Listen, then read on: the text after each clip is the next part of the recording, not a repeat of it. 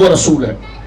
میں اس کو آسان کر دوں، یعنی کہنا یہ چاہ رہا ہوں کہ اللہ اپنا تعارف، اپنا انٹروڈکشن، اپنی معلومات کو آگے بڑھانے کے لیے بندوں کی کمزوری کے حوالے سے وہ نبیوں کو مبعوث کرتا ہے، نبیوں کو بھیجتا ہے۔ نبی کون ہوتے ہیں؟ اللہ کے نمائندے ہوتے ہیں۔ نبی کون ہوتے ہیں؟ اللہ کے نمائندے ہوتے ہیں، اللہ کی عزت، اللہ کے تعارف کے نمائندے ہوتے ہیں۔ اب آپ سن لیجئے، آپ کے علاقے میں اگر کسی بلا تشبیہ سیاسی جماعت کا بہت بڑا لیڈر ہو، لیکن ڈیرہ غازی خان میں اس نے نمائندہ ایسے کو بنا دیا جس کو آتا ہی کچھ نہیں، مجھے بتاؤ لوگ اس کو دیکھیں گے یا اس کے قائد کو گالیاں دیں گے؟ قائد کو دیں گے کہ یہ دیکھو یہ کیا ڈنگر ہمارے سامنے کھڑا، یہ دیکھو کون کھڑا ہو، اس کی حیثیت کیا ہے، اس کا چہرہ دیکھو، ابے اس کے ابا کو تو ہم جانتے تھے، ابے اس کو تو بچپن میں ہم اس کے ساتھ کھیلے، یہ بڑا پارسا بنا ہے۔ تو لہٰذا پتا چلا سنجیدہ شخص اپنی بات کے لیے کسی کو نمائندہ بناتا ہے تو پھر عام آدمی بھی، عام تنظیم کا لیڈر بھی اگر اپنی تنظیم کا نمائندہ یا رکن یا وزیر کسی کو بناتا ہے تو وہ پوری کوشش کرتا ہے کہ اس کی زندگی میں کوئی داغ نہ ہو، اس کی زندگی میں کوئی داغ نہ ہو، یہ کہیں پر ایسی اس سے کوئی حرکت نہ ہوئی ہو کہ جب یہ لوگوں کے سامنے جائے تو خود بھی گلٹی فیل کرے کہ لوگ جانتے ہیں یار کل تو یہ کام کر رہا تھا، آج بڑا پارسا ہو گیا۔ ایک تو اس کی ذات میں کوئی عیب نہ ہو، نہ اس کے چہرے میں، نہ اس کے اخلاق میں، نہ اس کے کردار میں، نہ اس کے ماں باپ میں، نہ اس کی برادری میں، نہ اس کی بولی میں، نہ اس کی شکل و صورت میں، ہر طریقے سے وہ ٹھیک ہو تاکہ لوگ اس کو دیکھ کر اس کی بولی کو سن کر کہیں یار یہ خود اتنا پیارا ہے اور اتنا نیک ہے، اور ہم تو اس کو بچپن سے جانتے ہیں کہ یہ بڑا پارسا رہا ہے، تو جس کا ترجمان بن کر آیا ہے تو وہ بھی تو بڑا پارسا ہوگا۔ یہ ایک عقلی ضرورت ہے، یہ لاجیکل ضرورت ہے۔ اب میں یہ کہنا چاہتا ہوں میرے دوستوں بات کو آگے بڑھاتے ہوئے کہ جب اللہ رب العالمین نے اس دنیا کو بنایا اس لیے لیعبدون کہ لوگ اللہ کی عبادت کریں، اب اللہ کی عبادت تو جب کریں گے جب اللہ کو پہچانیں گے، جس کو پہچانتے نہیں تو اس کی عبادت کیسی کریں گے؟ پہچاننے کے لیے اس کا تعارف کیسا ہوگا؟ نہ اس کو ہم دیکھ سکتے ہیں، نہ اس کو ہم سن سکتے ہیں، نہ اس کو ہم چکھ سکتے ہیں، نہ ہم اس کے قریب جا سکتے ہیں، وہ ان تمام چیزوں سے پاک ہے، تو ہم اس کو جانے کیسے؟ کسی چیز کو جاننے کے لیے یا تو اس کو چھوا جاتا ہے، یا اس کو آنکھوں سے دیکھا جاتا ہے، یا اس کی آواز کو سنا جاتا ہے، یا اس کے قریب آ کر ٹٹولا جاتا ہے۔ یہ تمام چیزیں جس کو آپ 5 سینس کہتے ہیں، یہ چیزیں تو اللہ کے لیے نہیں، تو اللہ نے ہمیں پیدا کیا اپنی عبادت کے لیے، اور عبادت اس وقت تک نہیں ہو سکتی جب تک ہم اس کو پہچانے نہیں، تو اس کا انٹروڈکشن کرنے کے جو ذرائع ہیں وہ تو اس سے پاک ہے، تو اس کو پہچاننے کا ایک ہی ذریعہ ہے اور ذریعہ رسالت ہے۔ اس لیے کہا تم اس کے پاس آ جاؤ تو میرے پاس آ گئے۔ اسی کو امام احمد رضا نے کہا تھا کہ بخدا خدا کا یہی ہے در، بخدا خدا کا یہی ہے در۔ خدا کہاں ہے؟ فرما مدینہ جاؤ۔ کا کیا ہوگا؟ کہ ان کے پاس پہنچا وہ خدا کے پاس۔ اب یہ ڈائریکٹ والی عادت ذرا دماغ سے نکال، یہ تو رسالت کے تصوری کو ختم کر دیتی ہے، یہ تو رسالت کے عقیدے کو ختم کر دیتی ہے۔ اگر ڈائریکٹ کا نظریہ ہوتا تو رسالت کیوں تھی؟ پتا چلا انسان ڈائریکٹ خدا سے نہیں ہو سکتا، اس لیے رسولوں کو رکھا گیا ہے، کیونکہ ڈائریکٹ اس سے ہو سکتا ہے جس کو جانے۔ اب بھی اگر انسان نے کچھ جانا تو وہ رسول کے ذریعے جانا، اور رسول وہ ہے جو بغیر واسطے کے خدا کو جانتا ہے۔ اتنی بات سمجھ گئے آپ؟ اس بات کا کیا خلاصہ نکلا؟ میں آپ کے ذہنوں کو آسان کروں، میں یہ کہنا چاہتا ہوں کہ اللہ کو پہچانا جانے کا ایک ہی ذریعہ ہے اور وہ رسول ہے، وہ رسول ہے۔ کوئی بھی بندہ اپنی تنظیم کا کوئی رکن ڈیرہ غازی خان میں بھیجے تو وہ بھی چاہتا ہے کہ پڑھا لکھا ہو، شکل صورت اس کی اچھی ہو، اور اگر ڈیرہ غازی خان ہی کا رہنے والا ہے تو پھر ایسے خاندان میں تلاش کرے جس کا خاندان بھی عزت والا ہو، اس لیے کہ وہ بات اگر سچی بھی کر رہا ہو تو اس کے مخالف کہیں گے اب اس کی بات کیا سنے، اس کا ابا ایسا تھا، اس کی اماں ایسی تھی، اس کا علاقہ ایسا تھا۔ تو ذرا توجہ سے سنیے آپ، تو اللہ رب العالمین ایک ہے، اس کا کوئی شریک نہیں۔ یہ دنیا بنی ہی اس لیے کہ لوگ اس کو قبول کریں، تو جب اس دنیا کی سب سے بڑی حقیقت یہ تھی اور ہے کہ اللہ کو ایک مانا جائے، تو مجھے بتاؤ، تو جو اللہ کو ایک منوائے گا، اسی لیے اللہ نے فرمایا ہر ایرا غیر رسول نہیں بنتا، یہ تو اللہ خود چنتا ہے، رسالت کا تاج رکھتا ہے، جب رکھتا ہے پھر کہتا ہے اسی کی دوستی ہماری دوستی، اسی کی ناراضگی ہماری ناراضگی۔ فرمایا اللہ، یہ میں آہستہ آہستہ آگے بڑھ رہا ہوں تاکہ کنیکشن آپ کے سامنے پتا چل جائے۔ نبی کو مثل بشر، ایک نرا بشر کہنے والوں توجہ کرو اور غور کرو۔ اب آپ غور کیجئے میرے دوستوں بزرگوں، ہم جہاں پر سفر لے جانا چاہتے ہیں، قرآن نے کہا اللہ اعلم حیث یجعل رسالتہ۔ میں موضوع کو آگے سے بھی شروع کرتا تو اس کی بنیاد کے بغیر آپ کے ذہن میں شک پیدا ہوتا، اس لیے میں نے یہاں سے بات کو شروع کیا۔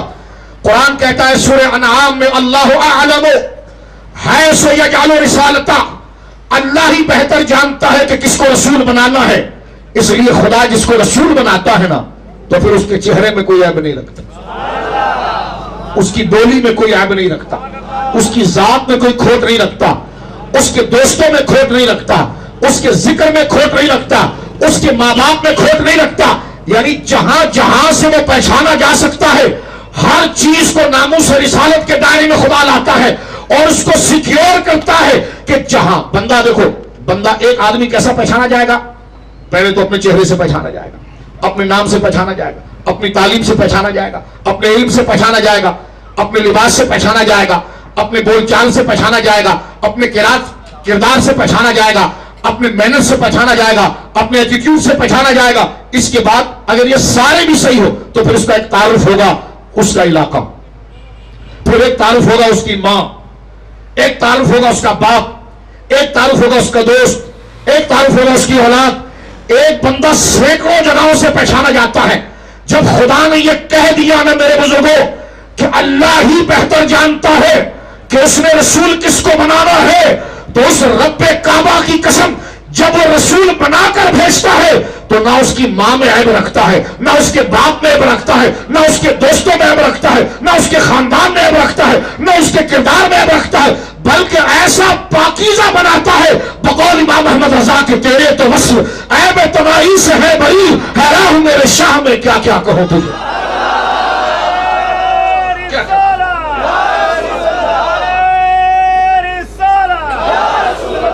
اچھا، ایک اس طرف چلنے سے پہلے ایک بات میں عرض کر دوں۔ آپ کہیں گے اس لمبی چوڑی بات کا تو جو پڑھے لکھے تھے وہ سمجھ گئے، بابا جی کہیں گے جی میں تو نہیں سمجھ پایا، بات کیا کر رہے تھے آپ؟ میں نے کہا جی آپ کی بات کریں گے۔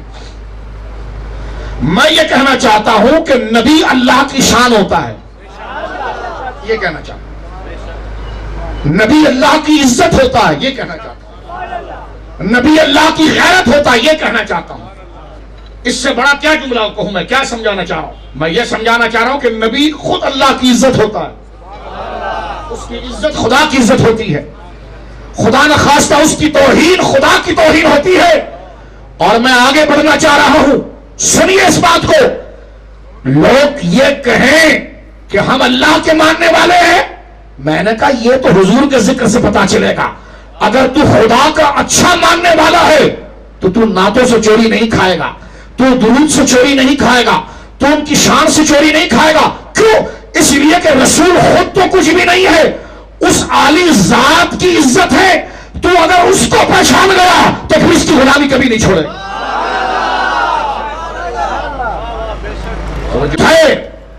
جو اللہ کو جیسا ماننا ہے ایسا ہی ماننے والا ہوا تو اس کی دلیل بنے گی کہ وہ عاشق رسول ہوگا۔ اگر وہ عشق رسول میں ڈھیلا ہوا تو وہ خدا کو نہیں مان پایا، اس لیے کہ نبی خود سے کچھ نہیں تھا، وہ تو خدا کے جمال کا آئینہ تھا۔ تو جس نے خدا کو نہیں جانا اس نے رسول کو نہیں جانا، جس نے رسول کو جان لیا اسی نے خدا کو جانا۔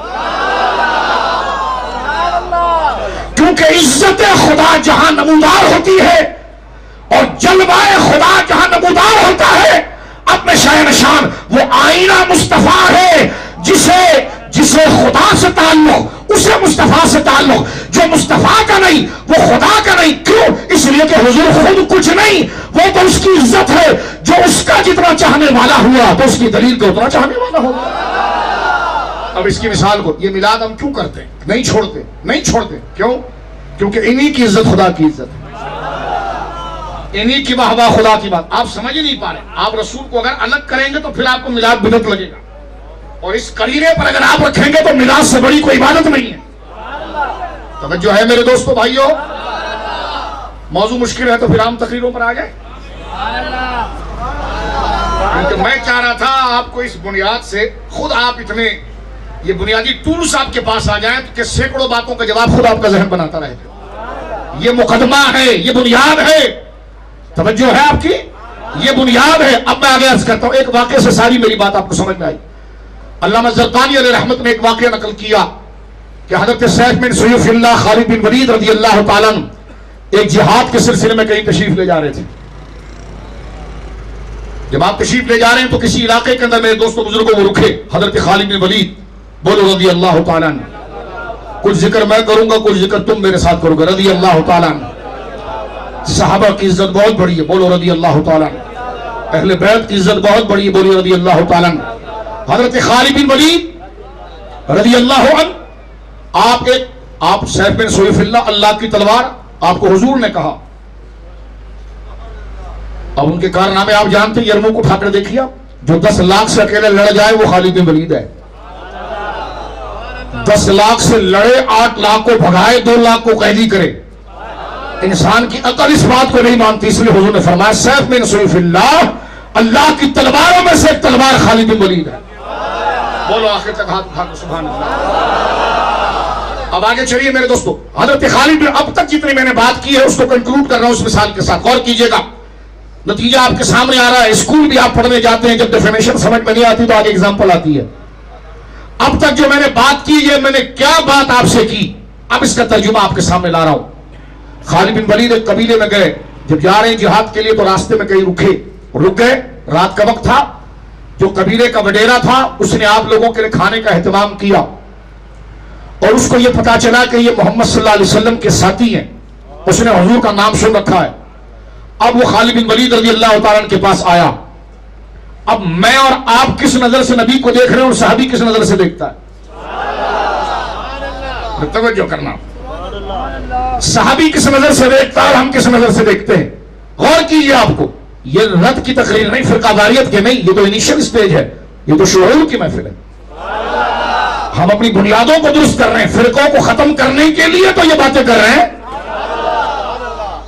یہ ذکر نہ کریں تو کہاں لے جا کر کریں. میں اس لیے کہہ رہا تھا وہ ذکر آمنہ کے لال کا ہے کہ سب کیسے جڑ کر بیٹھے. اللہ آپ کو ایسی جوڑے رکھے. توجہ کرے میرے دوستو. خالد بن ولید کے پاس وہ قبیلے کا وڈیرا آیا اور کہنے لگا آپ محمد صلی اللہ علیہ وسلم کے ساتھی ہیں؟ انہوں نے کہا جی ہاں. کہا میں نے ان کے بارے میں سن رکھا ہے. کہا جی فرمائیے. اور میرے آقا کا معجزہ یہ تھا کہ اللہ رب العالمین کے پیارے حبیب فرماتے ہیں کہ 5 چیزیں مجھے وہ دی گئی جو کسی نبی کو نہیں دی گئی. اوتی تو خمسن, مجھے 5 چیزیں وہ دی گئی جو کسی کو نہیں دی گئی. کبھی فرمایا مجھے 10 چیزیں وہ دی گئی جو کسی کو نہیں دی گئی. یعنی نبی وہ ہوتا ہے, عام انسان کو جو نہیں ملتا وہ نبی کو ملتا ہے. اور حضور فرماتے ہیں مجھے وہ ملا ہے جو نبیوں کو بھی نہیں ملا. تو کوئی مجھ سے طالب علم کہنے لگا شاہ جی کسی حدیث میں آیا کہ 10 چیزیں مجھے ایسی ملی جو کسی کو نہیں ملی. کسی حدیث میں آیا 6 چیزیں مجھے ایسی ملی جو کسی رسول کو نہیں ملی. یہ ٹوٹل ہے کتنی؟ تو میں نے کہا امام جلال الدین سیوطی رحمت اللہ علیہ نے کتاب لکھی خصائص الکبریٰ شریف, اس میں وہ ساری خصوصیات جمع کر دی ہے. تو نبی جیسا کیسے ہو سکتا ہے بھائی؟ اس خصوصیت میں تو رسول بھی نبی جیسے نہیں ہے میرے آقا جیسے. اور وہ 200 خصوصیات. کتنی جی؟ میرے آقا سرکار امام ملت والدین امام جلال الدین سیوطی رحمت اللہ علیہ نے وہ 200 خصوصیات خصائص الکبریٰ میں نقل کی. اس میں سے ایک خصوصیت یہ حضور نے فرمایا نصرت بالرعب, اللہ نے میری دبدبے سے مدد کی ہے. اس کا معنی میرے غوث اعظم کیا بیان کرتے ہیں ذرا توجہ کریں, کیونکہ غوث پاک کا معنی بھی چل رہا ہے. کبرت الاحمر شریف میں غوث اعظم نے لکھا کہ حضور سید عالم کو اللہ نے وہ رعب عطا فرمایا تھا کہ حضور اگر گھر میں سو رہے ہو نا تو 100 میل سر کی طرف بولو سبحان اللہ, 100 میل قدمین کی طرف بولو سبحان اللہ, 100 میل دائیں طرف بولو سبحان اللہ, 100 میل بائیں طرف سرکار کے دشمنوں کے دل دھڑکتے تھے خوف سے. حضور فرمایا نصرت بالرعب, خدا نے مجھے وہ رسول بنایا کہ اللہ نے میری مدد دبدبے کے ساتھ کی.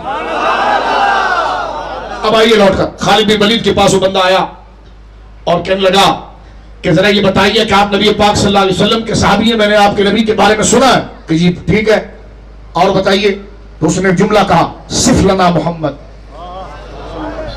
اکثر علماء سے آپ سنتے ہیں، ذرا اس کو دیکھیں. اس نے کہا صف لنا محمد صلی اللہ علیہ وسلم. اپنے نبی پاک محمد صلی اللہ علیہ وسلم کی ذرا شانیں تو مجھے بتاؤ، ان کی شانیں کیا ہے؟ یہ سوال ڈیرہ غازی خان میں ہم سے نہیں پوچھا جا رہا، یہ اس سے پوچھا جا رہا ہے جو شب و روز حضور کے ساتھ ہی ہوتا ہے. اس کو نہ کسی سیرت کی کتاب پڑھنے کی ضرورت، نہ بخاری پڑھنے کی ضرورت، نہ مسلم پڑھنے کی، نہ ابو داؤد کی، نہ درس نظامی، نہ مفتی، نہ عالم، کچھ پڑھنے کی ضرورت نہیں. اس لیے کہ اب تو یہ سارے وہی بنیں گے جو ان کو ماننے والے ہوں گے.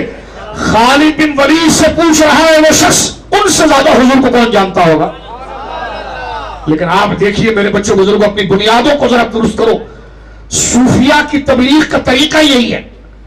صوفیہ کی تبلیغ یہ ہوتی ہے، وہ ہمارے ایک دوست تھا، اس کے کارخانے کے اندر ڈائی کی مشینیں لگی تھی، آگے پروڈکٹ خراب نکل رہی تھی. میں نے اس سے کہا یار ریاض بھائی یہ پروڈکٹ خراب نکل رہی ہے. اس نے کہا شاہ جی کوئی مسئلہ نہیں. اس نے پانی اٹھائے پیچھے، اس نے جانے کہ پتہ نہیں مشین میں کچھ کیا تو آگے پروڈکٹ صحیح نکلنے لگی. میں نے کہا یہ تو صحیح ہو گئی، میں تو سمجھا مشین برباد. وہ کہنے لگا نہیں مشین برباد نہیں شاہ جی، آگے پرزا خراب تھا، میں نے پرزا سیٹ کر دیا، مال ٹھیک ہو گیا. یہ صوفیہ کرتے، یعنی فکر کو درست کر لو تو آگے ساری چیزیں درست ہو جائیں.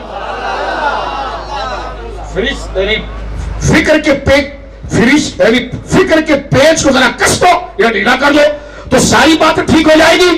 اب غور کرنا، حضرت خالد بن ولید سے وہ پوچھ رہے ہیں کہ صف لنا محمد صلی اللہ علیہ وسلم، کہ آپ اپنے نبی کی تعریف مجھے بتائیے. خالد بن ولید جب بتانے لگے تو اس نے کہا رکیے، مختصر نہیں. اس نے کیا کہا؟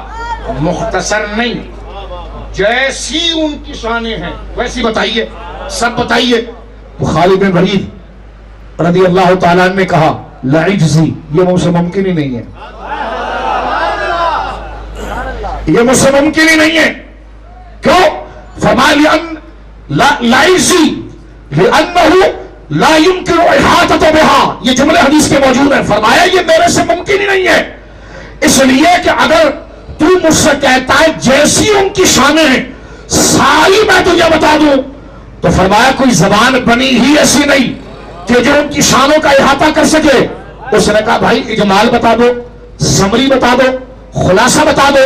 کہا خلاصہ بتاتا ہوں. کہا کیا آپ خلاصہ کیا سمجھے؟ مثلا آپ خلاصے کو کیا سمجھے گے اردو میں؟ میرے سے آپ پوچھیں شاہ جی آپ کراچی سے آئے؟ میں نے کہا جی ہاں کراچی سے آیا. کہنے لگے جی آپ بتائیے کیسے آئے؟ میں نے کہا مجھے آنے میں تو 16 گھنٹے لگے. اب 16 گھنٹے کو بتانے میں بھی تو 16 گھنٹے لگیں گے. یہ اس کی تفصیل ہے. 16 گھنٹے کو بتانے میں بھی تو 16 گھنٹے لگیں گے. آپ کہیں گے شاہ جی یہاں تو 1 گھنٹے کا جلسہ نہیں ہضم ہوتا، تو 16 گھنٹے کیسے؟ چلو آپ ایسا کرو اس کا مختصر خلاصہ بتاؤ. میں نے کہا اس کا خلاصہ یہ ہے کہ میں جہاز میں آیا لاہور سے یہاں گیا. یہ خلاصہ اس 16 گھنٹے کا، سمجھے؟ تو اس شخص نے حضرت خالد سے پوچھا تھا حضور کی ساری شانیں بتا. انہوں نے کہا میرے پاس تو وہ زبان ہی نہیں جو ساری شانوں کو بتا سکے. اس نے کہا خلاصہ بتا. تو فرمایا خلاصہ اس کا پھر یہ ہے الرسول علی قدر المرسل. فرمایا خلاصہ آپ کی ذات کا یہی ہے کہ میرے رسول بھیجنے والے کی شان ہے. اب یہ لفظ کتنا گہرا کہا ہے. الرسول علی قدر المرسل، مرسل اللہ ہے، رسول حضور ہے. فرمایا الرسول علی قدر المرسل، میرا رسول بھیجنے والے کی شان ہے. تو بھیجنے والے کو جتنا سمجھتا جائے گا میرے نبی کی شان ظاہر ہوتی چلے. یہ دیکھیں یہ عقیدہ، یعنی جسے خدا اپنا عرفان نہیں دیتا، اپنی رضا نہیں دیتا، وہ حضور کو نہیں پہچانتا. یہاں پر بزرگوں نے لکھا کہ جب تمہارا دل نعتوں میں لگنے لگے، عشق مصطفیٰ میں تمہاری آنکھیں بہنے لگے، سمجھ جاؤ کہ اس وقت قدرت کی نظر تم پر ہے. یعنی کوئی بندہ یہ کہنے لگا یار میرا مالک کبھی مجھے دیکھتا ہے؟ انہوں نے کہا جی دیکھتا ہے. تو کہا وہ کیفیت میں محسوس کر سکتا ہوں؟ ایک بندہ اس بات کو سمجھ سکتا ہے کہ مالک دیکھتا ہے. مالک دیکھتا ہے. رب جب بندے کو دیکھتا ہے تو اس کے دل پر تبدیلیاں کیا ہوتی ہے؟ حضرات صوفیہ کہتے ہیں اس وقت تم اس کا ادراک کر سکتے ہو، اس کو پکڑ سکتے ہو اور اس کو پہچان سکتے ہو جس وقت تمہارے دل سے دنیا نکل جاتی ہے.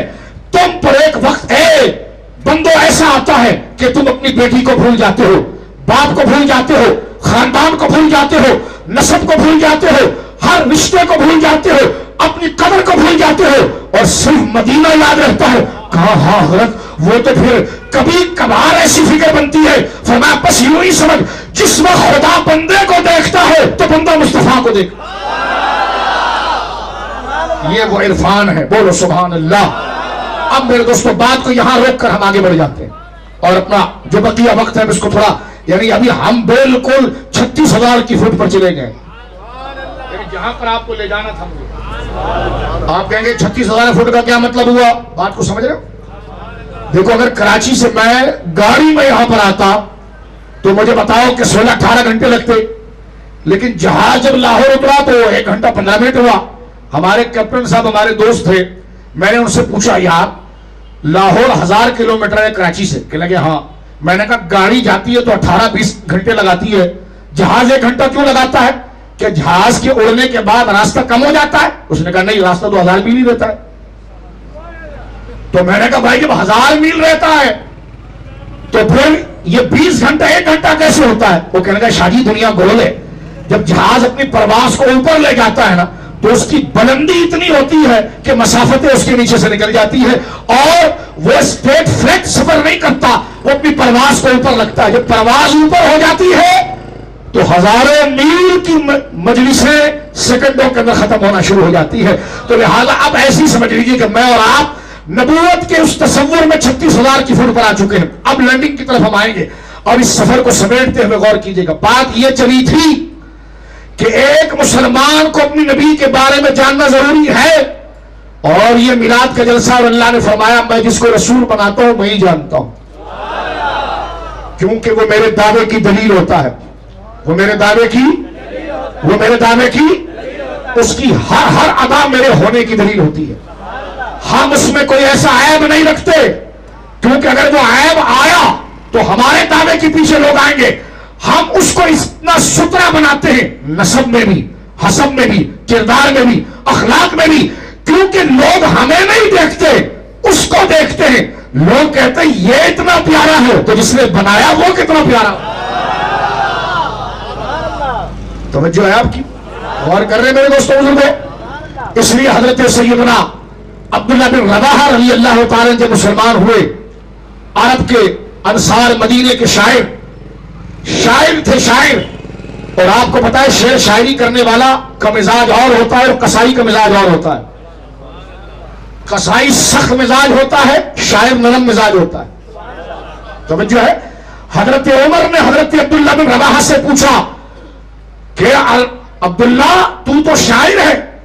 شاعر تو پھول کی پتیوں سے خوشبو کو چراتا ہے، اتنا باریک کام کرتا ہے، وہ اتنا نازک کام کرتا ہے، اتنی باریک اس کی فکر ہوتی ہے.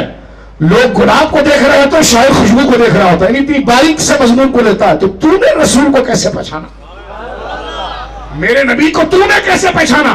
ہاں میرے نبی نے یقیناً تیرے سامنے قرآن پڑھا ہوگا اور قرآن کی عربی کو دیکھ کر تو شاعری کو بھول گیا ہوگا. انہوں نے کہا بالکل حضور نے قرآن پڑھا، لیکن اگر حضور قرآن نہ بھی پڑھتے، لو لم یکن فیہ آیات مبینہ کانت بدیہۃ تنبیک بالخبر. فرمایا رسول اللہ کا چہرہ بتا رہا تھا کہ یہ اللہ کا رسول ہے. اب آگے چلتے دیکھیں نبی محترم اللہ نے فرمایا میں جس کو رسول بناتا ہوں میں ہی جانتا ہوں کہ میں نے رسول کس کو بنایا. توجہ ہے. میلاد کے جلسے کے اندر سب سے بہترین چیز یہ ہوتی ہے کہ بندہ نبی کے خاندان کو جانے. میں آگے آ گیا ہوں، نبی کے خاندان کو جانے. اور میں اس مجلس میں دعویٰ کر رہا ہوں آپ کے سامنے کہ نبی کی رسالت کی دلیل نبی کا خاندان بھی ہوتا ہے. توجہ ہے میری مائیں، توجہ کرنا. میں بتاؤں گا سید آمنہ کیسی پارسا تھی. اب میں آگے آ رہا ہوں، رسمی گفتگو سے ہٹ کر چند باتیں کروں گا. سیدنا عبداللہ کا مقام کیا تھا؟ توجہ سنیے. نبی پاک صلی اللہ علیہ وسلم ایک دفعہ مجلس میں خود تشریف لائے اور آقا کریم صلی اللہ علیہ وسلم نے تمام صحابہ کو جمع کر کے پوچھا من انا؟ بتاؤ میں کون ہوں؟ صحابہ نے کہا انت رسول اللہ، حضور آپ اللہ کے رسول ہیں۔ سرکار نے فرمایا پھر بتاؤ میں کون ہوں؟ کہا حضور آپ اللہ کے رسول ہیں۔ حضور نے پھر کہا بتاؤ میں کون ہوں؟ کہنے کہ آپ اللہ کے رسول ہیں۔ پھر کہا مجھے بتاؤ، تو صحابہ خاموش ہو کہ حضور آپ بتائیے۔ سرکار نے فرمایا اب دیکھو جواب تو ٹھیک تھا نا کہ آپ اللہ کے رسول ہیں، لیکن حضور اس جواب کو سن کر آگے کیا کہتے ہیں؟ فرمایا ہاں مگر میں عبداللہ کا بیٹا ہوں۔ عبداللہ عبد المطلب کے بیٹے تھے، اور عبد المطلب جو ہے وہ ہاشم کے بیٹے تھے، اور ہاشم جو تھے وہ عبد مناف کے بیٹے تھے، عبد مناف جو تھے وہ قصی کے بیٹے تھے، قصی جو تھے وہ کلاب کے بیٹے تھے۔ حضور نے حضرت عدنان تک اپنے 21 داداؤں کا نام لیا۔ کتنے بولیے؟ توجہ ہے آپ کی، کتنی بولیے؟ تقریر کے رنگ میں سبق یاد کرنا، 21 دادا، جس کو انگریزی میں آپ انسسٹر کہتے ہیں، خاندانی سلسلہ 21، یعنی حضور کے والد عبداللہ ہے، توجہ ہے آپ کی، عبداللہ ہے، اور حضور نے آخری جو دادا کا نام لیا 21واں دادا حضرت سیدنا عدنان، حضرت سیدنا۔ اب یہاں سے جو سبق میرے بچوں آپ کو یاد رکھنا وہ یہ ہے کہ سرکار نے اپنی زبان سے اپنے 21 داداؤں کا نام لیا۔ کتنے جی بولیے؟ صحیح بخاری شریف کے اندر بھی موجود ہے کتاب المناقب میں، 21 داداؤں کا نام۔ اس سے اوپر شجرہ بیان کرنے کو منع کیا، اس سے اوپر شجرہ بیان کرنے کو۔ اب میں تھوڑی سی ایک علمی بات کروں، آپ کسی بھی مسجد میں دیکھتے ہیں کہ سرکار کا شجرہ، کیونکہ میلاد کی محفل ہے شجرے پہ بات ہوگی، میلاد تو ایک سمندر جیسا موضوع ہے جس میں سے ایک کو ہم یہاں پر پکڑ رہے ہیں، نسب کو۔ اب توجہ کرنا جتنا وقت رہ گیا ہمارے پاس، آپ کسی بھی مسجد میں جائیے، آپ کہیں کہ شاہ صاحب یہ آپ بات کیا کر رہے ہیں کہ سرکار نے اپنی 21 پشتیں بیان کی ہیں، ہم نے تو مسجدوں میں شجرہ دیکھا حضرت آدم تک۔ میں نے کہا جا آج میری تقریر سن کے پھر جا کر دیکھنا، دیکھیں جہاں پر حضرت عبداللہ سے لے کر حضرت عدنان تک 21 پشتیں مکمل ہوں گی، وہاں شجرے کے اوپر 3-4 بلاک خالی ہوں گے،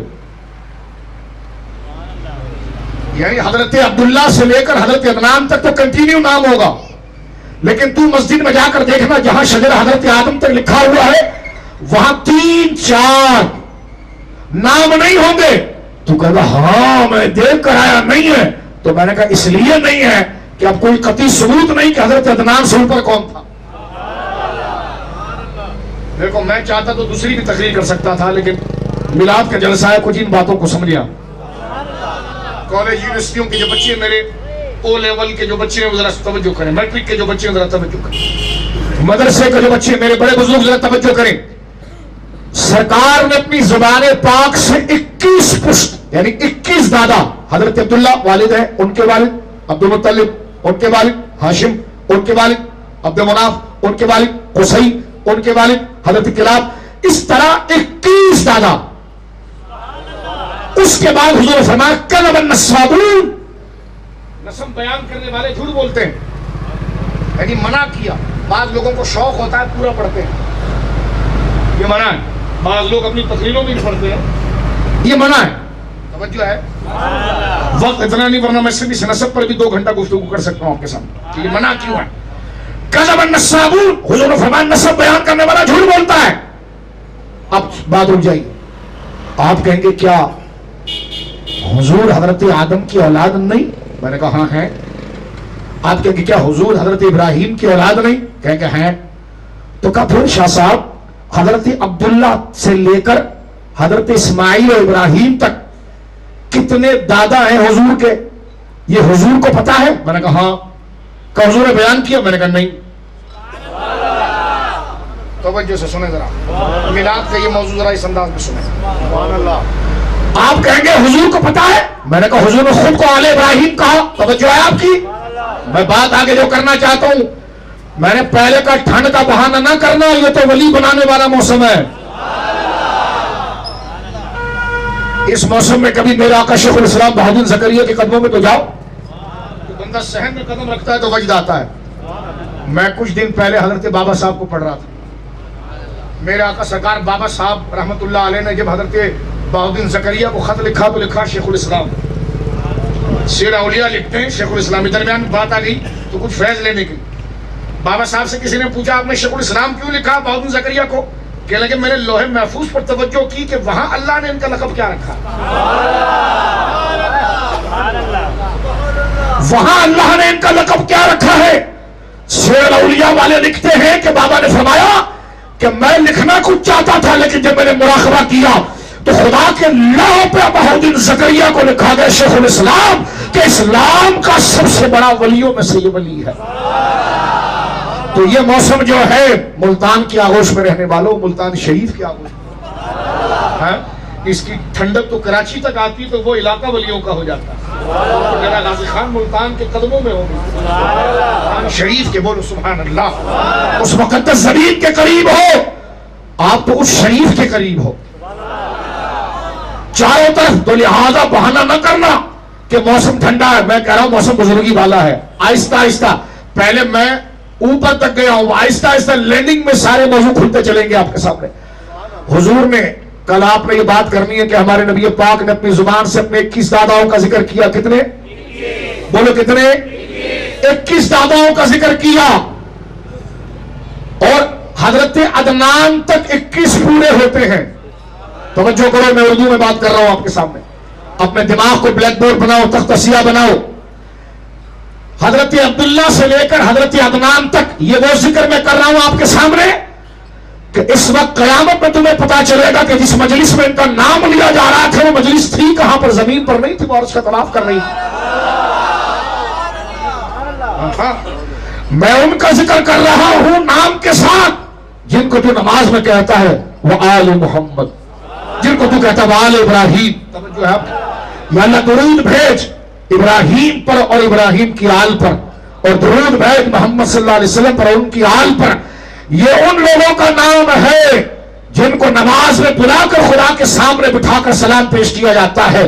تو محمد عربی کی آل تو حسنین ہے، لیکن آل ابراہیم کون ہے؟ سرکار کے دادا ہے۔ اب میں مزید قریب لا رہا ہوں، حضرت عبداللہ سے لے کر حضرت عدنان تک 21 پشتے ہیں، لیکن حضرت عدنان سے حضرت ابراہیم تک کتنا ہے یہ نہیں لکھا گیا۔ ہاں یہ ضرور ہے کہ حضرت ابراہیم کے بیٹے 2 تھے، حضرت اسحاق، حضرت اسماعیل۔ حضرت اسحاق، اسماعیل۔ حضرت اسحاق تھے حضرت ابراہیم کی پہلی اور بڑی بیوی حضرت سارہ سے رضی اللہ تعالیٰ عنہا، اور حضرت اسماعیل تھے حضرت ابراہیم کی چھوٹی بیوی سیدہ ہاجرہ سے۔ آپ کی 2 بیویاں 2 بیٹے، سارہ سے آئے حضرت سیدنا اسحاق، ہاجرہ سے آئے سیدنا اسماعیل، دونوں باپ شریک بھائی ہیں۔ حضرت اسحاق کی اولاد میں آئے ان کے سگے بیٹے حضرت یعقوب۔ یعقوب علیہ السلام کا لقب ہوا یعقوب علیہ السلام کا لقب ہوا اسرائیل۔ قرآن نے جہاں یہ کہا یا بنی اسرائیل، بنی کہتے ہیں اولاد کو، یا بنی اسرائیل یعنی اے یعقوب کی اولاد۔ یعقوب کس کی اولاد؟ اسحاق کی۔ اسحاق کن کی اولاد؟ ابراہیم کی۔ یہ تو سلسلہ ہے۔ حضرت ابراہیم کے بیٹے اسحاق، توجہ سنیے، حضرت ابراہیم کے بیٹے اسحاق یہ وہ چیز ہے جو ایمان کو بچانے کی دیواریں میں آپ کے سامنے پیش کر رہا ہوں۔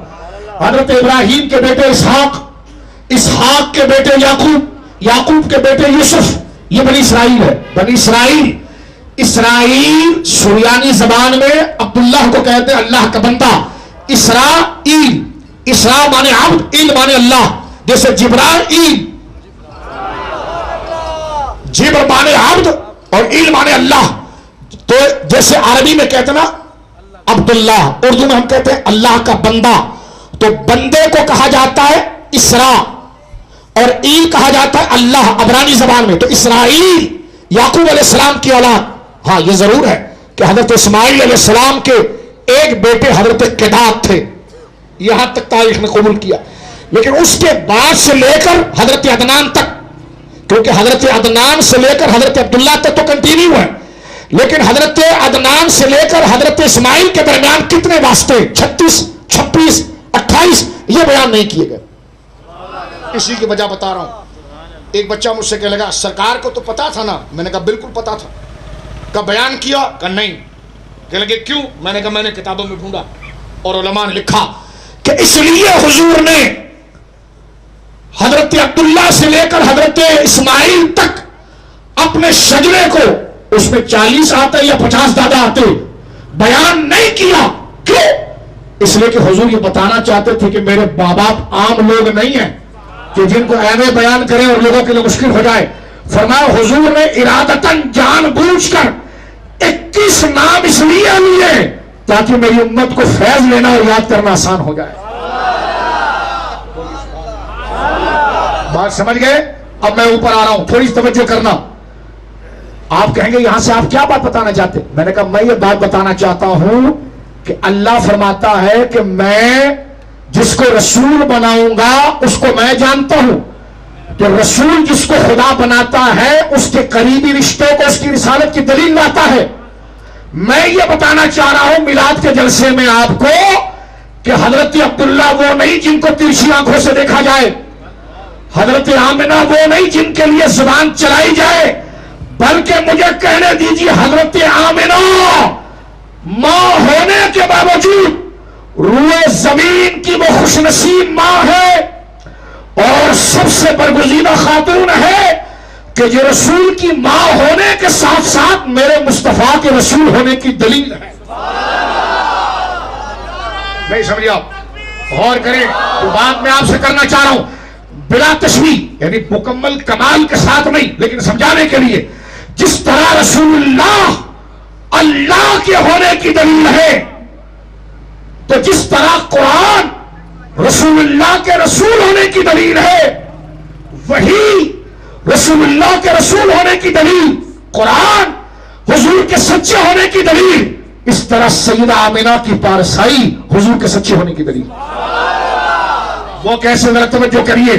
بات کو ہم اختتام کی طرف لے جا رہے ہیں میلاد کے جلسے میں. میرے دوستو میلاد کا عنوان رکھنا آسان ہے. جو ہے کبھی اس جلسے آپ دیکھیں حضور نے فرمایا ایک دفعہ لم یزل اللہ ینقلنی من اسلاب الکریمت الى ارحام الطاہرہ.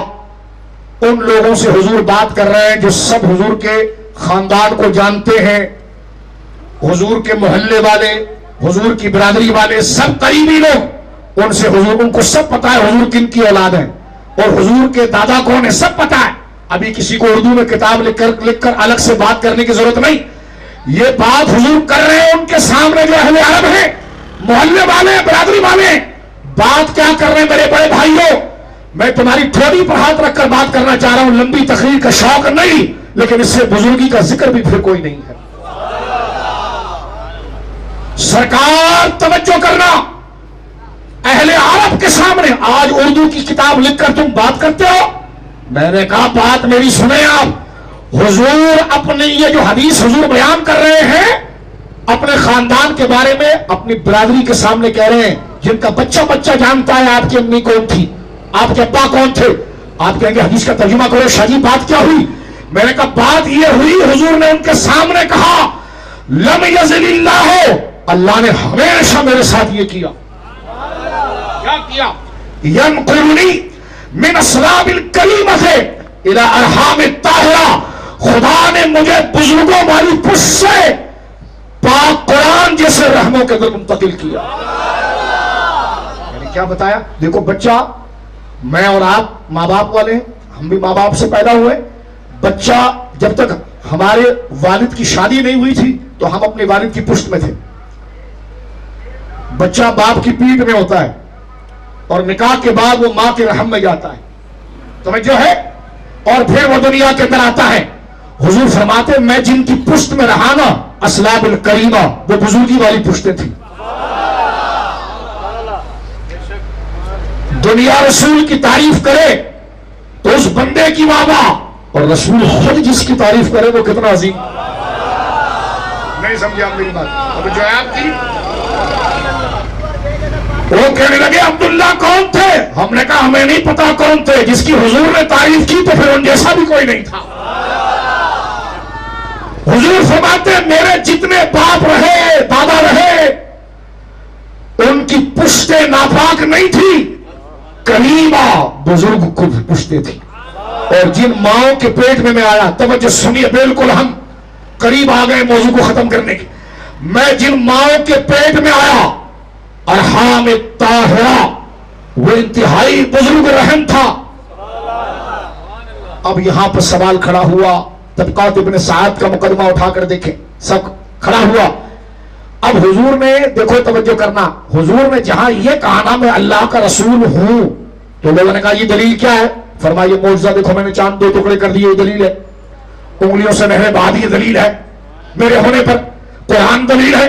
اسی طرح اس حدیث کے ذریعے حضور یہ نہیں بتا رہے ہیں صرف میں نے چاند 2 ٹکڑے کیے یہی میری عزت اور شان کی دلیل نہیں, میں نے انگلیوں سے نہریں بہائی صرف یہی میری شان کی دلیل نہیں, میں نے درختوں کو اپنے سامنے بلوا کر سجدہ کروایا یہی میری حقیقت کی دلیل نہیں, میں نے بے زبانوں کی زبانوں کو سمجھا یہی دلیل نہیں, میں نے کنکریوں سے کلمہ پڑھایا یہی دلیل نہیں. میری دلیل ایک میرے باپ کا بزرگ ہونا اور میری ماں کا پارسا ہونا بھی ہے.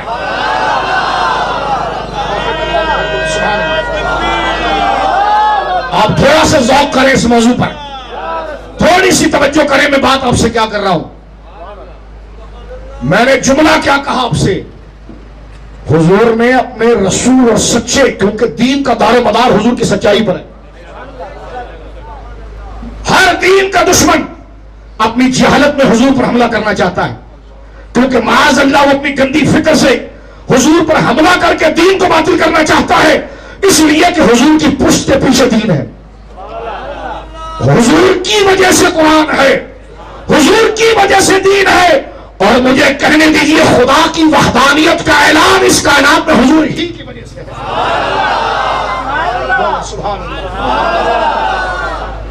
اگر کافر ہے, مرتد ہے, مشرک ہے, یہودی ہے, نصرانی ہے, وہ خدا پر بات نہیں کرتا, وہ حضور پر کرتا ہے. توجہ ہے, اس لیے کہ حضور اتھارٹی ہے.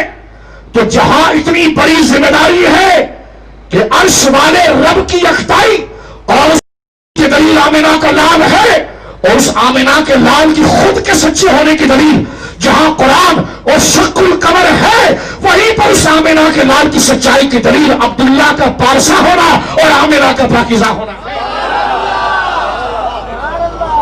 سبحان اللہ. آپ کہیں گے یہ بات اتنی جوش سے کیوں کی؟ میں نے کہا خدا کی قسم جب سے چند حوالے میں نے پڑھے ہیں نا, اگر کپڑے پھاڑنے کی اجازت ہوتی تو میں کپڑے پھاڑ دیتا. کیا بات کتابوں میں. اقبال نے کہا کاش ہم اس سے آ جائیں کہ خدا تجھے کسی طوفان سے آشنا کر. تیری بحر کی موجوں میں اضطراب نے تو اپنے باپ کے تو ڈھیگے مارتا رہا, کبھی سرکار کے باپ کو دیکھا؟ تو لوگوں کو اپنے دادا کے فضائل بتاتا رہا, کبھی تجھے پتا ہے رسول اللہ کا دادا کون تھا؟ تو اپنی ماں کی پارسائی بری بات نہیں, اچھی بات ہے, لیکن میں کہتا غور کر, تو اپنی ماں کی تہجد اور پارسائی کی باتیں کرتا رہا نانیوں کی, کبھی تو نے دیکھا رسول اللہ کی نانی کون تھی؟ رسول اللہ کی ماں کون تھی صلی اللہ علیہ وآلہ وصحبہ وسلم. میں اس موضوع کا تشنا چھوڑ کر ہی جاؤں گا, کیونکہ ابھی یہ صرف مقدمہ ہے. ابھی جو گفتگو میں کر رہا ہوں صرف یہ مقدمہ ہے, تقریر نہیں ہے. تقریر تو اس کے بعد شروع ہوتی ہے, یہ تو مضمون ہے, لیکن میں یہاں پر اس بات کو تشنا چھوڑوں گا, پھر آپ علماء کی خدمت میں بیٹھ کر اس بات کو سمجھیے گا. توجہ کیجیے آپ, میں نے بزرگوں آپ کے پاؤں پر ہاتھ لگا کر نوجوانوں بات کرنا چاہتا ہوں. میں صرف اوپر اس لیے نہیں بیٹھا کہ میری بڑی شان ہے نہ, شان والا ذکر تھا اس لیے اوپر بٹھایا گیا. آپ میرے بڑے بھائی ہیں, آپ کی عزت ہے میری سراخوں پر.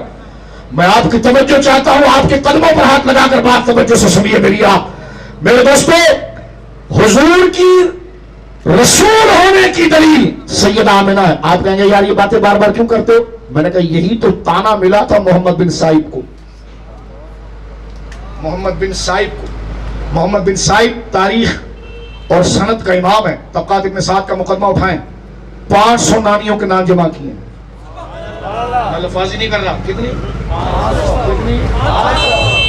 قسم, ابھی میں موبائل کھولوں, ابھی گوگل سے آپ کو بتاتا ہوں. 500 نانیاں, حضور کی 500 نانیاں. کسی نے محمد بن صاحب سے پوچھا عمر تمہاری کیا ہے؟ کمر ٹیڑھی ہو گئی, بوڑھے ہو گئے. کہنے لگا یار 20 سال کی عمر میں یہودی نے تانا دیا تھا. اللہ, یہ تو عشق والوں کی منزل میں ایسا گما دو ان کی بنا میں خدا ہمیں, ڈھونڈا کرے پر اپنی خبر کو خبر نہ ہو. محمد بن صاحب سے طبقات ابن سعد جو امہات الکتب ہے سیرت کی, तीसरी सदी का मुहद्दिस 1441 चल रही है। अब से तकरीबन यूं समझिए कि 1100-1200 साल पुराना बुजुर्ग मोहम्मद बिन साद तबकात इब्न साद, जो तारीख और सनद इस्लाम के अंदर मुकदमा है, माखज है, बुनियाद है, आपने बिल्कुल पहले सफे पर, पहली जिल्द के पहले सफे पर हुजूर के नसब पर लिखा। मोहम्मद बिन साहिब ने कहा, मुझे 20 साल की उम्र में एक यहूदी ने ताना दिया था, ये तुम्हारे नबी ने देखो अपने रसूल होने के बाद अपनी अम्मी की पारसाई से की, इसमें क्या है? तो कहते हैं मुझे दिल पर चोट लगी और मैं निकला। तवज्जो है, मैं निकला। कहते अब मेरी उम्र 70 साल है, मैंने 50 साल इस पर लगाए और मैं हर कबीले गया, हर ट्राइब गया, हर इलाके गया, जहां मुझे यह बात पता चली कि किसी इलाके में लोग शरीफ हैं और अपनी बच्चियों को कब्र में दफन नहीं करते, बच्चियों की इज्जत करते हैं, बेटियों की कदर करते हैं, बहनों की कदर करते हैं, माओ की कदर करते हैं। यानी वो अरब का माशरा तो बड़ा खराब था, नहीं औरतों की इज्जत करने वाले हैं। तो मैं फिर उस इलाके में जाकर वजह पूछता था कि इस दरिंदे वाले माहौल में इनको कहां औरतों का अदब आ गया, इनको अदब कहां आया? तो कहते हैं कि जब उस इलाके की किसी बड़ी बूढ़ी से मैं मिलता था तो वो उस खानदान में एक पुरानी बुजुर्ग का नाम लेती थी कि हम उनकी इज्जत करते हैं और अपनी बच्चियों को ऐसा शरीफ बनाते हैं। कहते मैं तहकीक करता तो या तो हुजूर की नानी होती या हुजूर की नानी की बहन होती। मैं मुख्तसर कर रहा हूं इसको, वरना खुद ये एक मौजूद है। 500 कितने कुछ लफ्ज समझ रहे हो, मैं 500 कह रहा हूं, मुहावरा नहीं कर रहा हूं। 1 2 3 4 5 6 7 500 नाम, एक एक करके 500 नाम उन्होंने लिखे और कहा मैंने सजा के हुजूर सजदा शुक्र किया कि मेरे नबी ने जो कहा था कि मेरी रिसालत की दलील ये है कि मैं कभी नापाक पुष्ट में नहीं आया, मैं कभी नापाक रहम में नहीं आया, मैं हमेशा निकाह के साथ आया। कहते हैं मैंने 500 खवातीन को जमा किया जो रिश्ते में हुजूर की सगी नानी या नानियों की बहन थी, और मैंने अरब के इलाकों में जिनको पारसा पाया उन्हीं को पाया जो सईदा ज़हरा से निस्बत रखने वाली, सईदा आमिना से निस्बत रखने वाली। अब मैं यहां पर बात को मजीद नीचे लाते हुए अर्ज करना चाहूंगा। आप कहेंगे सईदा आमिना पर आप इतना जोर क्यों दे रहे हैं? मैंने कहा इसलिए दे रहा हूं मेरे भाइयों, अरब के अंदर तवज्जो, चंद मिनट, अरब के अंदर अपने दुश्मन को भगाने का, अपने दुश्मन को जेर करने का आसान तरीका यह था कि उसकी मां पर तोहमत लगाओ। या आप पढ़ चुके हैं तारीख के अंदर, तवज्जो है। अरब का माशरा इतना गंदा था और इतना जाहिलियत की तरफ था कि वो अपने किसी भी बंदे को अगर बदनाम करना चाहते तो उस पर मां की तोहमत लगा देते, जिससे वो तलवारों से ना लड़ सके, भालों से ना लड़ सके, डंडों से ना लड़ सके, घूसों से ना लड़ सके। उसकी जमहूरियत, उसके जत्थे को मुंतशिर करने के लिए वो ये कह देते थे ये तो फलानी का बेटा है, फलाना है, समझे? इनकी तोहमत लगाते थे, मां पर बुरी तोहमत लगाते थे, गंदी तोहमत लगाते थे। और लोग इतने कच्चे कान के थे कि लोग उसी से उससे नफरत करने लग जाते। मैंने तारीख का खुदा की कसम अपनी जिंदगी के एक एक सफे को पढ़ा है, जितना पढ़ सका अल्लाह की तौफीक से। मैंने कहीं नहीं देखा कि अबू जहल ने और अबू लहब ने सरकार पर तो कुछ कहा, कहीं सईदा आमिना के बारे में कहा। आप मेरी बात समझ रहे? सबसे आसान हदफ अपने दुश्मन को जेर करने का उसकी मां पर तोहमत था, लेकिन सैयदा आमिना के लिए किसी काफिर की जबान न चली। मेरी बेटी और मेरे बुजुर्ग सुने, यानी उस जाहिलियत के माशरे में भी अगर लोगों के जहनों में कोई तहारत नसीब पसी थी तो वो सैयदा आमिना पाक की थी। बोले सुभान अल्लाह, सैयदा आमिना पाक। बात और करीब लाओ, जब हुजूर की पैदाइश का वक्त करीब आया तो हजरत अब्दुल मुत्तलिब जो हुजूर के दादा हैं, उनकी पेशानी में हुजूर का नूर था। तवज्जो है। अब हजरत अब्दुल मुत्तलिब को यह बात पता तो चल गई, ये सीरत की किताबों में आ रहा है, तवज्जो करो, वक्त मुझे इजाजत नहीं दे रहा, इसलिए मैं मुख्तसर सिर्फ ऊपर ऊपर की बात मलाई आपको बता रहा हूं। मलाई यूं नहीं बनाता, मैंने कहा पहले मंगाड़ों में डालकर कुछ फेंटी लगाता, क्योंकि फेंटी लगाकर जो मक्खन बनता है ना तो फिर जाहिर नहीं होता। तुम कह रहे हो शादी ऐसी मक्खन दे दो, तो मैंने कहा ऐसी दे दो, टाइम को तुम्हें एतबार है, ऐसी मक्खन ले लो, लेकिन ये मक्खन रुकता नहीं, مکھن وہ رکتا ہے جو ذرا پھینٹی لگا کر پیدا کیا جاتا ہے. تو یہ ہم 1 گھنٹے تک ابھی تک پھینٹی لگا رہے تھے, طبیعت اور نفوس میں جوش دلا رہے تھے. اب اس پر جو مکھن بن رہا ہے سرکار کے نسب پاک کا, وہ میں آپ کے ساتھ شیئر کرنا چاہتا ہوں میرے دوستو. پھر یہ خمار اترے گا نہیں جو میرے آقا سرکار مفتی اعظم نے فرمایا تھا کہ حشر تک وہ آنکھوں میں خمار رہے گا آپ کے دیدار کا. سیدہ اب سنیے, جب سرکار حضرت عبدالمطلب کو یہ اندازہ ہو گیا کہ وہ دور قریب ہے کہ نبی آخر الزمان آئیں گے, اور یہ بھی پتا ہے کہ وہ آئیں گے ہمارے خاندان میں. اب یہ کیسے پتا ہے یہ الگ بحث ہے, اس کے لیے پھر ایک الگ وقت ہے, لیکن بس یہ سن لو, ان کو پتا تھا ہمارے خاندان میں آئیں گے. لیکن تھوڑی سی کنفیوژن ہوئی. بڑی نفیس بات کر رہا ہوں آپ کے سامنے, خوشبو والی بات. خوشبو نیچے نہیں گئی, خوشبو خود اس بات سے خوشبو پاتی ہے, وہ بات کر رہا ہوں.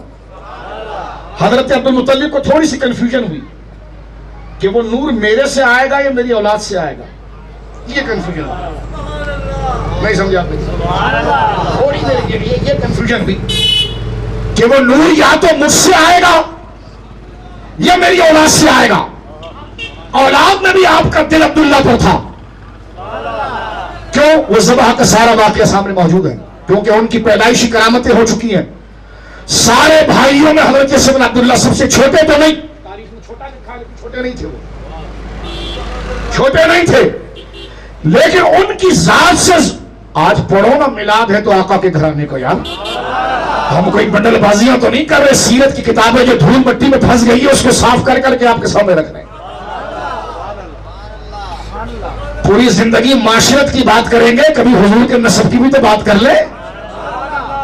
پوری زندگی پڑوسی کے حقوق بتائیں گے, کبھی مصطفیٰ کے بھی حقوق بتا دیں. وہ بھی منع نہیں ہے لیکن یہ پہلے ہے. اب سنیے میرے دوستوں بزرگوں, جس پر ہم ختم ہونے کے قریب پہنچ چکے ہیں. حضرت عبدالمطلب کو یہ پتا چل گیا کہ وہ نور مبین جس کا انتظار اور جس کی بشارت عیسیٰ نے دی تھی, مبشرم برسول یأتی من بعد اسمہ احمد, اور یہ کہہ دیا میں خاتم النبیین نہیں ہوں, وہ تو آنے والا ہے. لہذا جس نے حضرت عیسیٰ کو خاتم النبیین کہا وہ بھی غلط کہا. کیوں؟ کیونکہ وہ خود ایک رسول کے آنے کی بات کر رہے ہیں, اور جب وہ رسول آ گیا تو اس نے کہا کہ بس بات مکمل ہو گئی, انا حاضر لبنا, وہ آخری اینٹ میں ہوں. بولو نا سبحان اللہ. اب حضرت سیدنا عیسیٰ علیہ السلام سے بات آ رہی ہے, اور میں ایک بات بتا دوں, یہ حضرت کنانا جو حضور کا دادا ہے نا, یہ حضرت عیسیٰ کے رفیقوں میں سے آتے رہی آپس میں, اور حضرت عیسیٰ نے ان کو عزت دی ہے, سیرت میں موجود ہے, وقت میرے پاس نہیں اتنا. باقاعدہ عزت دی اور کنانا کو کہا کہ وہ جو رسول کی بشارت دے رہا وہ تیری خاندان میں. یعنی کیا مطلب؟ حضرت عیسیٰ فلسطین میں ہے, حضرت کنانا مکہ میں. مجھے ایک بندے نے سوال کر دیا, حضرت کنانا جو حضور کے 17ویں دادا ہیں وہ تو مکے میں, انہوں نے کہا فلسطین اور مکہ, ٹیلی فون کا دور نہیں, فیکس نہیں, کمیونیکیشن نہیں, فیس بک نہیں, کس طرح رابطہ تھا؟ میں نے کہا یہی تو کمال بتا رہا ہوں کہ آقا کے خاندان کو خدا نے اس پسماندہ دور میں خاندانوں کا بزرگ بنایا. کوئی ایسا عزت والا بندہ نہیں تھا جو رسول اللہ کے خاندان کے بزرگوں کو نہ جانتا. ایک بات مزید, اس دور کی سب سے بڑی سیولائزیشن, 3000 سال کی حکومت, سب سے بڑی تہذیب, رومی عیسائیوں کی ہرقل. سب سے بڑی سلطنت اس زمانے میں کون سی تھی؟ ہرقل کی سلطنت, جس کا دارالخلافہ اٹلی سے شروع ہوتا تھا شام تک آتا تھا. ہرقل رومی سلطنت. آپ تاریخ اٹھائیے, سرکار کے پردادا حضرت عبدالمطلب کے والد حضرت ہاشم وہ تجارت کے لیے آتے جاتے تھے. ہرقل نے خود مکہ کے اندر 4000 بندوں کا وفد بنا کر انعامات کے ساتھ مکہ بھیجا, اور حضرت ہاشم کی خدمت میں اس وقت کی سب سے بڑی سپر پاور ہرقل نے خط بھیجا. خط میں یہ تھا, ہاشم میں جانتا ہوں نبی تمہارے خاندان میں آئیں گے, اور میں چاہتا ہوں کہ وہ عزت میرے خاندان کو ملے, تو میری ایک لوتی بیٹی ہے, میں اس کو تمہارے نکاح میں پیش کرنا چاہتا ہوں. یہ عام آدمی نہیں, اس وقت کی سپر پاور جو ہے ہرقل, سب سے بڑی سیولائزیشن. یعنی آپ اس سے اندازہ لگائیے صرف کہ اس پسماندہ دور میں بھی سرکار کا ایک ایک دادا کتنا مشہور تھا. اس کو میرے امام نے کہا چمک تجھ سے پاتے ہیں سب پانے والے, میرا دل بھی چمکا دے چمکانے والے. سمجھ رہے آپ؟ تقریر مشکل کچھ لگ رہی ہوگی لیکن ان باتوں کو کب پڑھیں گے؟ میں تو آپ کے اندر ایک چنگاری لگانا چاہ رہا ہوں تاکہ رات کو آپ سو نہیں، ابھی بھاگو لائبریری اصولوں کی کتاب اٹھاؤ، ایسی چنگاری لگاؤ۔ اب توجہ سے سنو میرے دوستوں، بات ختم کر رہا ہوں یہاں پر۔ حضرت عبد المطلب نے میلاد کی رات ہے، جشن میلاد میں میری مائیں غور کریں، اپنی بچیوں کا نام تم آمنہ رکھتی ہوں، تم سے بڑا سمجھدار کوئی نہیں میری ماں۔ بہت سمجھدار ماں ہوتی ہے جو اپنی بچی کا نام زہرا رکھتی ہے، فاطمہ رکھتی ہے، آمنہ رکھتی ہے، کیونکہ روئے زمین پر ساری پارسائی اسی دروازے کی محتاج ہے۔ بولو سبحان اللہ۔ حضرت عبد المطلب کو یہ پتا چل گیا کہ وہ نور مبین آنے والا ہے، لیکن وہ نور منتقل ہونے کے لیے ہماری مائیں دیکھیں گھر میں کیا کرتی ہیں، جب دودھ آپ لا کر دیتے ہو تو ایسی ہانڈی اٹھا کر دودھ نہیں ڈالتی، پہلے اس کو دھوتی ہیں، بھلے دھلی بھی ہو، وہ توجہ ہے بھائی، برتن بھلے دھلا ہوا ہو لیکن زیادہ دیر تک رکھا ہوا ہو نا، بچہ دودھ لایا تو سمجھدار مائیں، فیس بک والی مائیں نہیں، سمجھدار مائیں، سلیقے والی مائیں، وہ دودھ پہلے ہانڈی لیتی ہیں اور اس کو دھوتی ہیں۔ بچہ پوچھتا ہے امی کیوں؟ کہنے لگے بیٹا دودھ نور ہے نا، یہ ذرا بھی پلیتی برداشت نہیں کرتا۔ بولو نا سبحان۔ انہوں نے کسی مدرسے میں نہیں پڑھا تھا لیکن ہماری دادیاں نانیاں ایسی صحبت اور ماحول میں رہی کہ رچا بسا علم سینہ بسینہ آیا۔ یہ خود بڑی معرفت کی بات ہے کہ دودھ نور ہے اور نور پلیتی کو گوارا نہیں کرتا، اس لیے اگر ہانڈی میں ڈالا کہیں ایسا نہ دودھ پھٹ جائے اور اس کا عرفان اڑ جائے کہ نہیں میں نہیں رہنا چاہتا، سارا گندا کر دے، لیکن جب تک اس کے مزاج کا برتن نہیں ملے گا۔ توجہ ہے بات کو، میں سمجھ رہا ہوں۔ حضرت عبد المطلب نے کہا نور ہم میں ہیں لیکن اس کے لیے برتن بھی پار سکتے نہیں، سمجھے آپ نے کہا نور ہم میں ہے لیکن اب برتن بھی پارسا چاہیے۔ دیکھو یہ طبقات میں موجود ہے، سیرت ابن ہشام میں موجود ہے۔ حضرت عبد المطلب سیدہ آمنہ کا رشتہ لینے کے لیے اپنے بیٹے کے گھر کیوں، اپنے بیٹے کو لے کر کیوں پہنچے؟ کیونکہ سیدہ آمنہ تو بنو زہرا ہے، بنو زہرا سے مراد سرکار کے جو دادا نا حضرت کلاب، ان کے دو بیٹے قصی اور زہرا، زہرا سے آمنہ آئی ہے، قصی سے عبداللہ آئے ہیں۔ ارے جب بنو ہاشم میں کئی عورتیں موجود ہیں، بنو قصی میں موجود ہیں، تو بنو زہرا کی طرف کیوں جا رہے ہیں؟ یہ بھی ایک موضوع ہے۔ لیکن جب سیدنا عبد المطلب جناب وہب جو حضرت آمنہ کے ابو ہیں، وہب اور ان کے بھائی اوہیب، وہب آپ لکھیں گے واو دو چشمی ہا اور با کے ساتھ وہب، اور اوہیب لکھیں گے الف واو دو چشمی ہا اور با، اوہیب یہ دونوں سگے بھائی ہیں۔ اوہیب چھوٹے بھائی ہیں، وہب بڑے بھائی ہیں۔ وہب کی بیٹی سیدہ آمنہ ہے، وہب فوت ہو چکے ہیں، آمنہ چچا کی پرورش میں ہے، اور چچا کی ایک اور بیٹی حالہ بھی ہے۔ بولو نا سبحان۔ حالہ آمنہ ہم عمر ہے، بولو نا سبحان اللہ۔ حالہ اور آمنہ میری